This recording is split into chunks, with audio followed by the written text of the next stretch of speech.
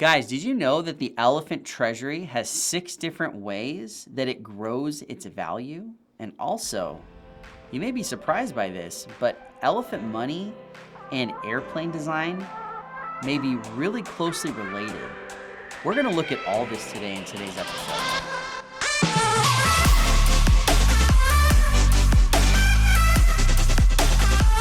What's up, guys? DeFi Jay here. Man, what a week it's been. And I really hope you guys are doing well. I really appreciate all the support you guys have been given to the channel. It's been so awesome, so thankful for you guys. So I was talking to a buddy of mine, and we had a really interesting conversation this past week. So we were discussing airplanes, and my buddy is really afraid of flying on an airplane, and we were having this, not heated, but discussion about why that is and things like that. And one of the things I brought up in conversation was you drive a car, so what's the difference between an airplane and a car? When you go about life, you hear about car accidents all the time. You don't really hear about accidents happen with an airplane. And look, I know it's metal tube flying 10,000 feet up in the sky. Of course that sounds scary, right? But the conversation, I didn't win him over, but the conversation did get me thinking about some things. And one of those things I started thinking about was why is it that we hear more often about, car mechanical failures versus airplane mechanical failures? And this really got me thinking and going kind of down a little bit of rabbit trail. So, I was looking into this, and and let's be clear, I'm not an aerospace engineer or anything like that, or a aeronautics or an airplane engineer. You could go check out DeFi Springs, because Zach over at DeFi Springs, he actually worked for Lockheed Martin, and he was an engineer, so he would know way more about this than I do. But one of the things that's interesting about airplanes is that in order for an airplane to be considered flight worthy, they have to go through what's called a type certification. And what this is where every single part of the airplane has to be examined and go through a certification process. And when every piece on that airplane has gone through that certification process and has been confirmed that it works and that it's safe, only then can it get the certification essentially to be airworthy. Now, I am simplifying this process by a lot, but I thought it was really interesting that, you could design something that is designed not to fail. Because think about it, an airplane can't fail. They have what's called flight critical parts. And if those flight critical parts go out, then it's really bad for the people on the airplane. And this got me thinking about blockchain, because when we look at blockchain and we think about what developers have to do, they kind of have to go through a very similar process. Now, the difference with airplanes is that the way that they are able to determine that parts will not fail is they have what's called a maintenance schedule. And these parts are serviced and maintained on a very strict schedule, and it's regulated. Some parts, every time that an airplane goes into the air, have to be switched out or have to be checked. And in crypto and blockchain development, it's like taking that concept but taking it even further to the max, because developers work on crypto projects and they have to get everything right one time. And if they don't get that right, then they deploy their contract or their project to the blockchain, and it is not complete, or there is an error, or there is an issue, you can't fix that because of how blockchain works. Now, some smart contracts can be upgraded and if they've been designed that way, but in general, contracts that are immutable, those ones cannot be changed.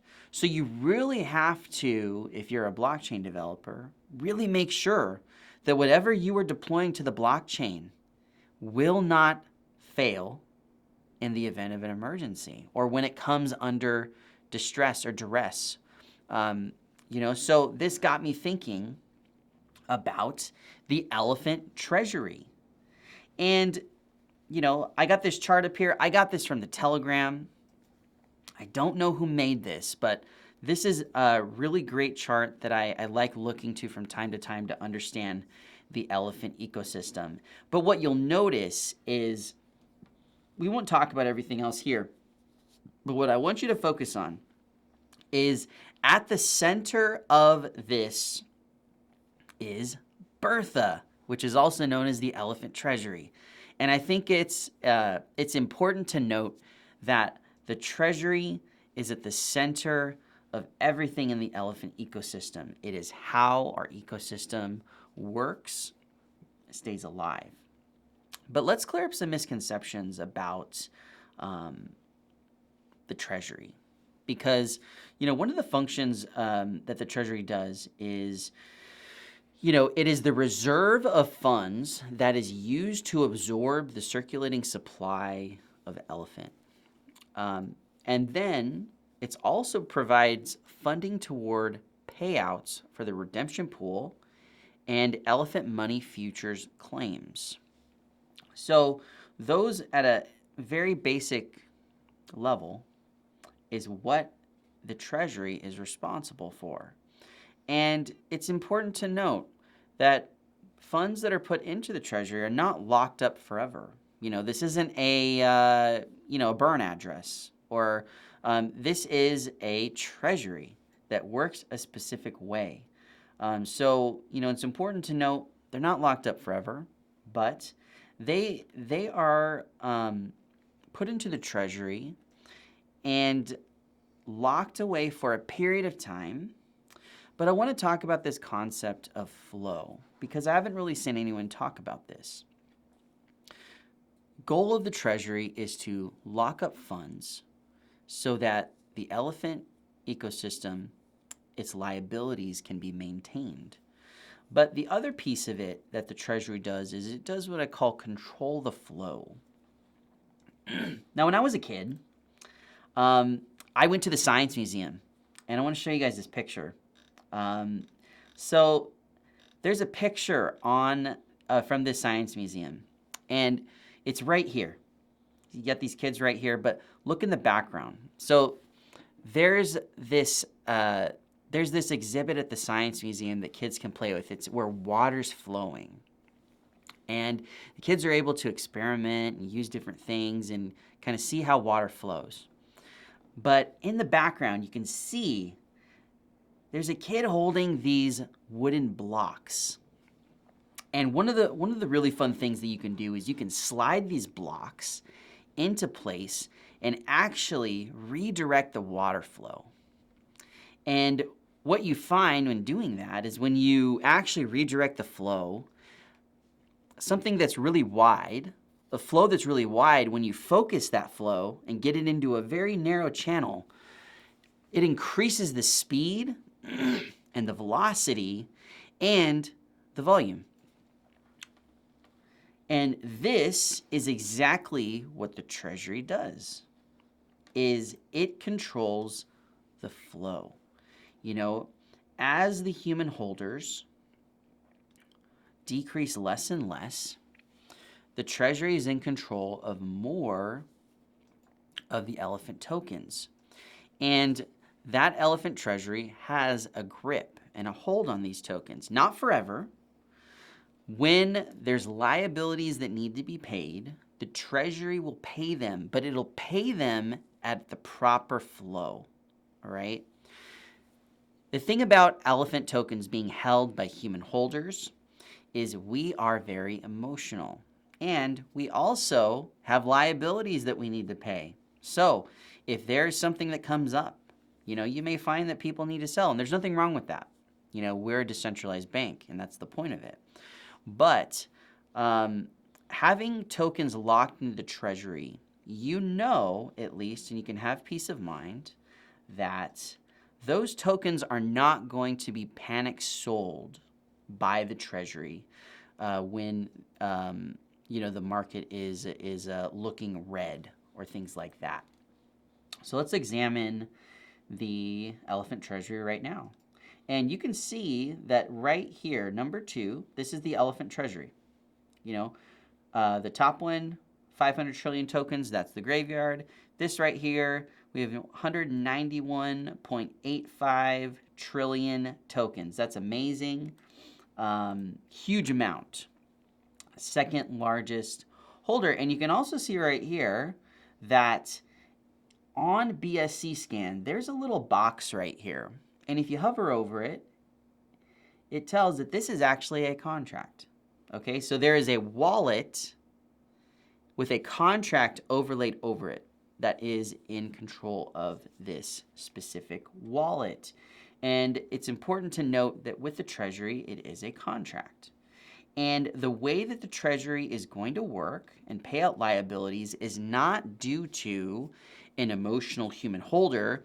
It is governed by a smart contract. Smart contracts are immutable. They cannot be changed. They have been designed to act as they need to. And as BT gets closer and closer to releasing the keys for the Treasury and burning those keys, that contract is going to be locked in place, and it's going to work exactly as designed and will not be emotional. So, let's keep looking at the Treasury and explore it a little bit more, though. So since the Treasury acts as a large player, it will collect RFI rewards. Elephant is a reflect token.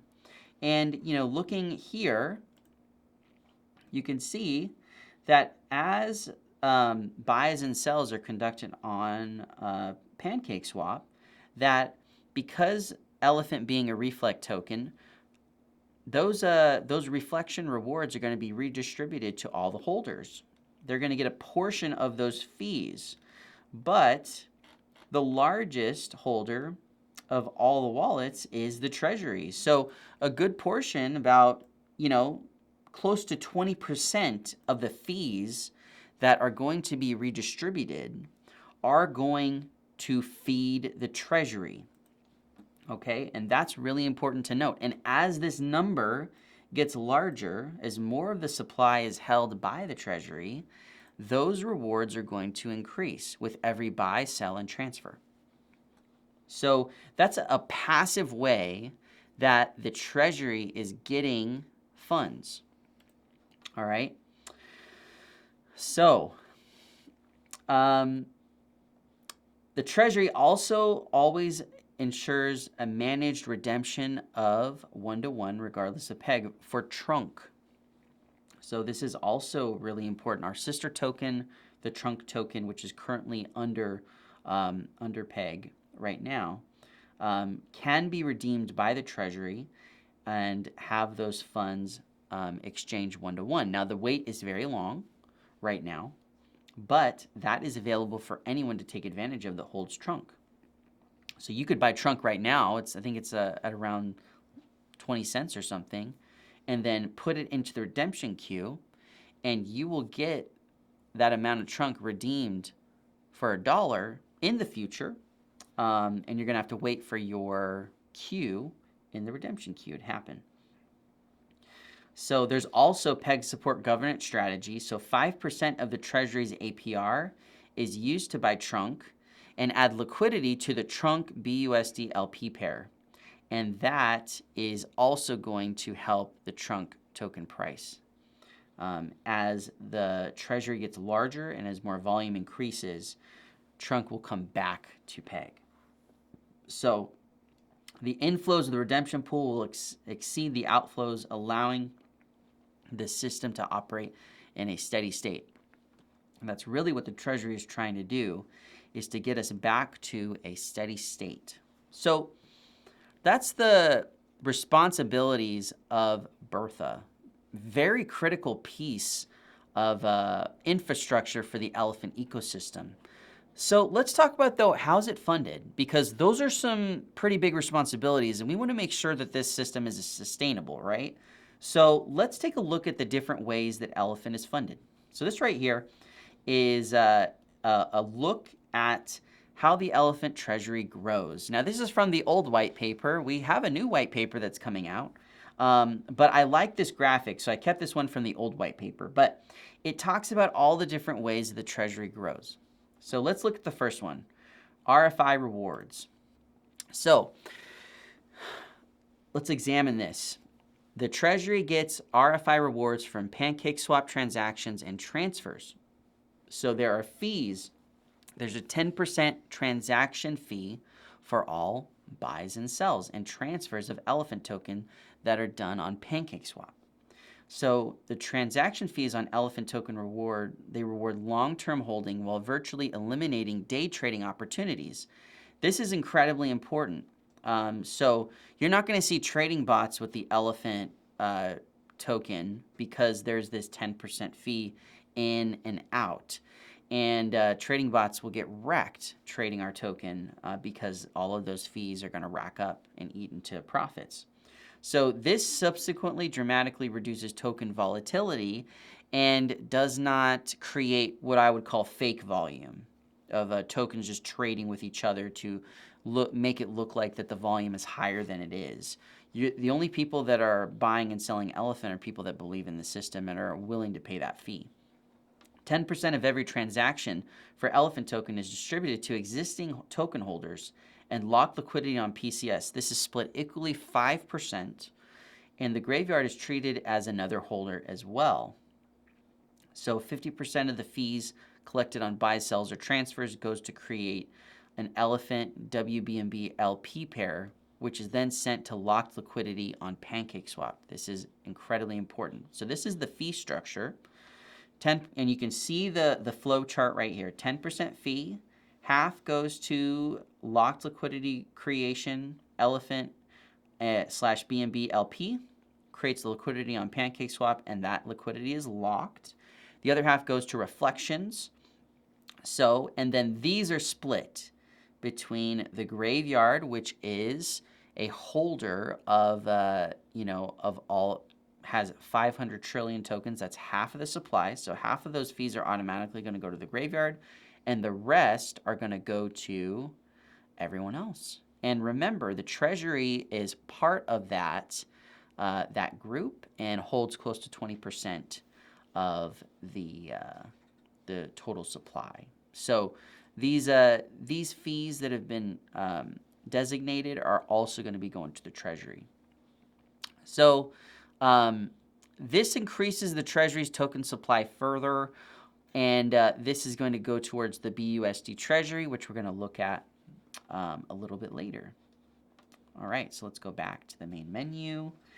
The next way that the Treasury grows is through the Buy with Bertha program. So this is taken from our new white paper, but Buy with Bertha is a recently added feature. This allows players to buy directly from the Elephant Treasury address. So this is really cool because what this does is it allows you to get Elephant at a discount. With a partner plus buying on the website, it's going to be an 8.5% reduction in fees that you would pay instead of the full 10% on PancakeSwap. Now, there's a new addition to this that's been done recently, and that was announced in the Telegram, that these buys will exclusively be with the BNB liquidity pool only. So, but what's cool is 100% of the funds that are used to buy, they go directly to the Treasury. So this is awesome because it's bypassing those RFI rewards. So the herd is not getting reflections when this is done through the website, but those RFI rewards will go completely to the Treasury, which will accelerate elephant price appreciation. So there's a trade-off. In the short term, you're losing on some reflections, but in the long term, you're going to be gaining with elephant price appreciation.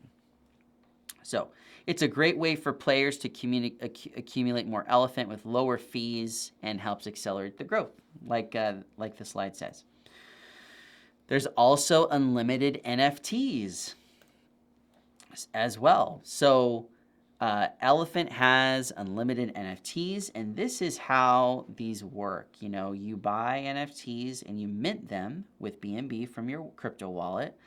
100% of the BNB that is used to mint these NFTs goes directly to the Elephant Treasury.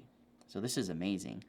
And this is, these funds are sent to Elephant Treasury, and then 1% of the APR of the Elephant Treasury is redistributed to all NFT holders who have staked their NFTs.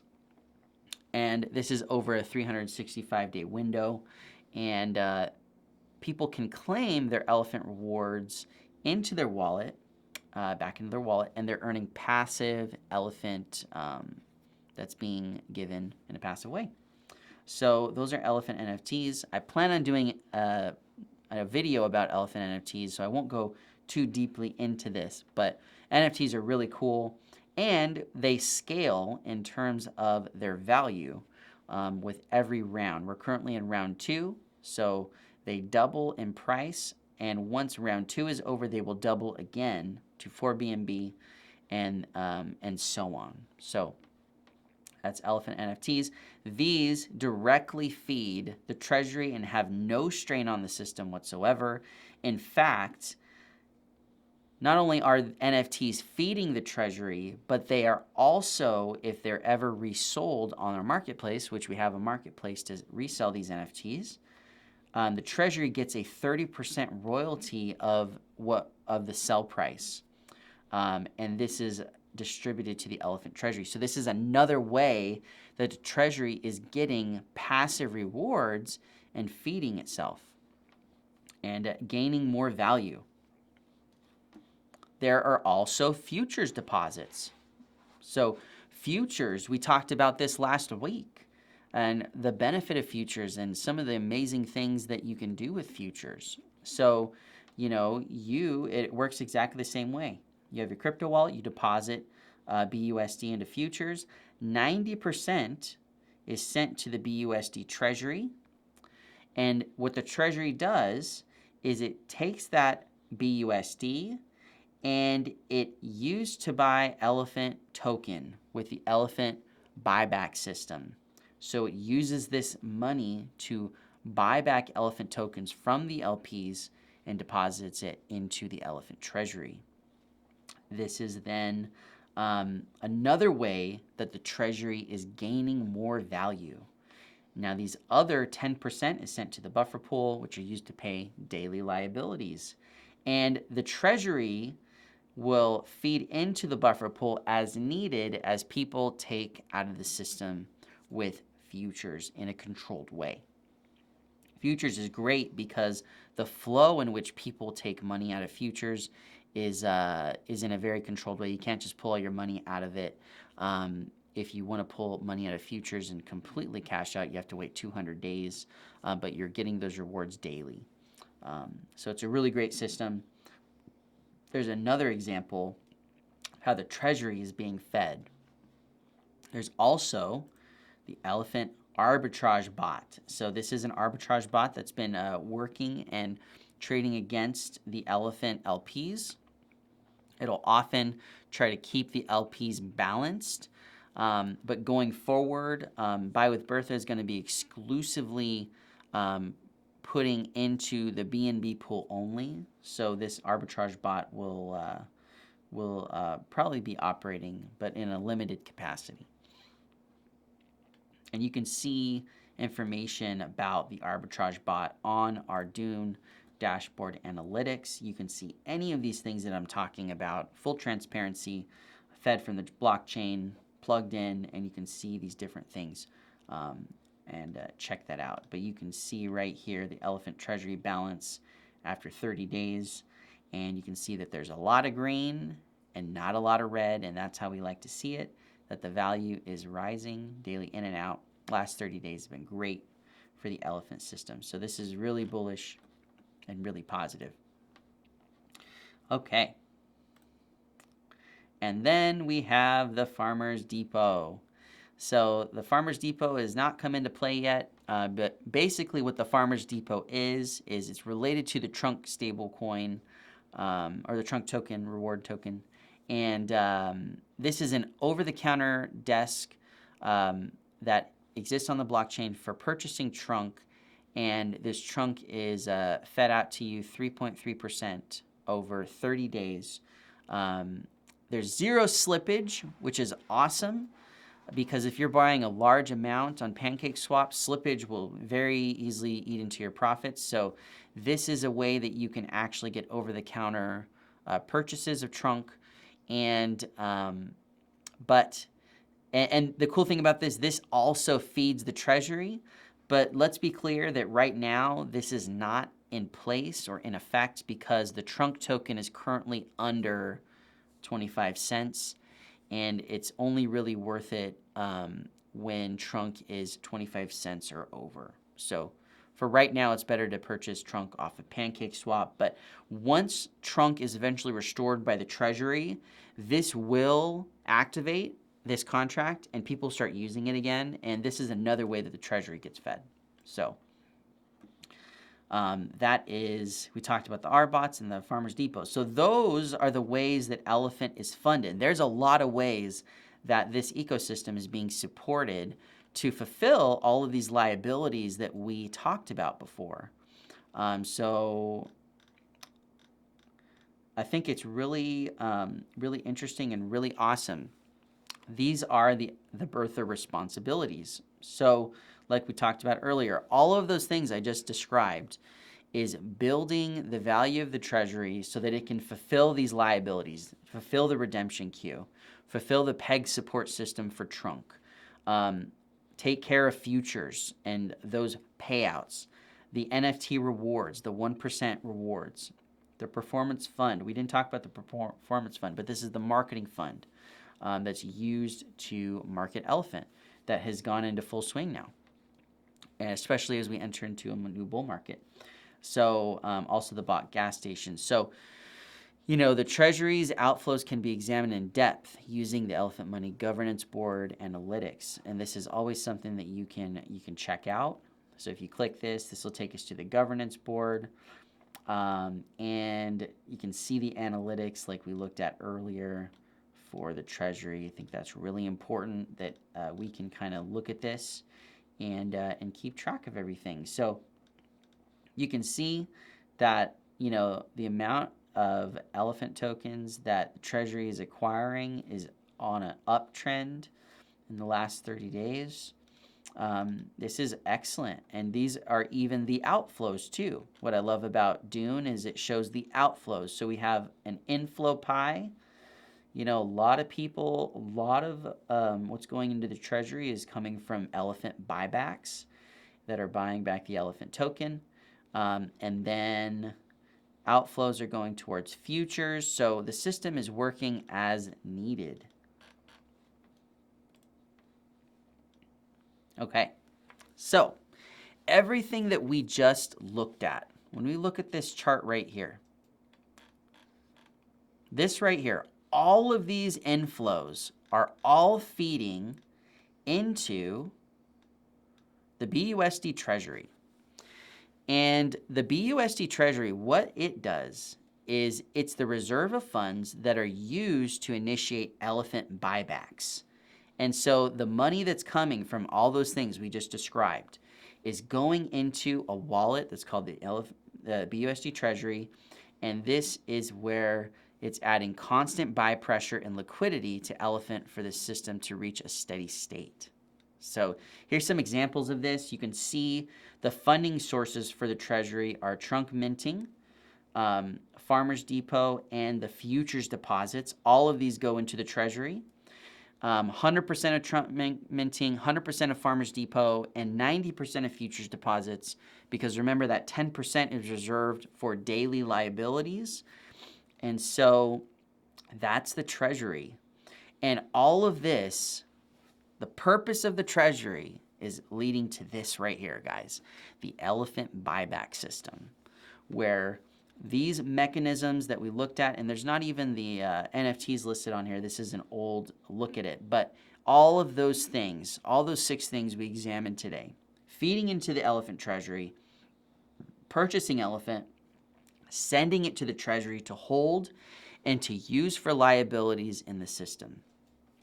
So that is the Elephant Treasury in a nutshell. So, it's my hope that today, you gain some knowledge about the Elephant Treasury and understand that it is critical to the success of the elephant ecosystem. It is centrally designed, and every product that has been created for the elephant ecosystem is directly tied to the Treasury. And remember, the goal of the Treasury is to use the elephant buyback system to put constant buy pressure on the elephant token, take those tokens out of circulation, and make us move up that constant product formula that Bailey from the EMH talks about.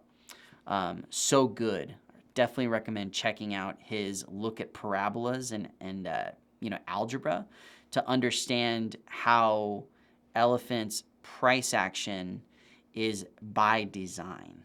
So I really appreciate you guys, and I really hope that that you don't take this as financial advice, but you just take this as just a person exploring DeFi, looking into the elephant ecosystem. And I thought the Treasury is just a really amazing piece of code that's been created, and unlike an airplane that's getting constant maintenance, this thing has been released into the wild. The contracts are written and immutable, and those keys are about to be released in the future. So keep an eye out for that. But this system engine is running, and I'm excited for what's coming. So thank you guys so much. This is DeFi J. I appreciate you guys watching and being here with us. Please hit the like button if you found this helpful for you. But appreciate you guys. I'll see you guys next week.